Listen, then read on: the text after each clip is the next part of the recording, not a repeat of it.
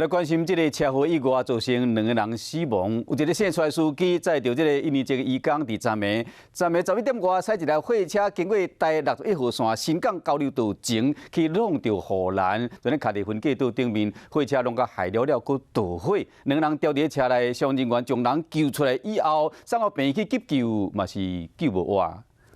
载满家人的货车雄雄落到路边的护栏，唔那凊乌烟也去烧起来。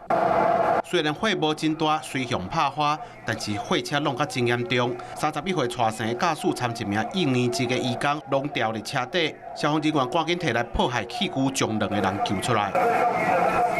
驾驶有明显的在车上明显意见，然后之前脱困过程中才发现下方还有另外1名。2个人送上病院，但是因为受伤伤严重，拢无救回来。警方调查，带生的驾驶原本是要送家人来台北，却伫25号暗时11点经过台61线，伫咧新港交流道进前发生意外，不慎撞到，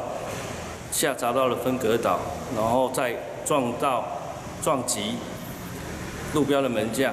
警方表示，驾驶并无开车饮酒，但是要调查是毋是因为疲劳驾驶造成意外。另外，因为车祸，货车顶头的家人嘛也甲规死架，清洁人员嘛赶紧派人来处理。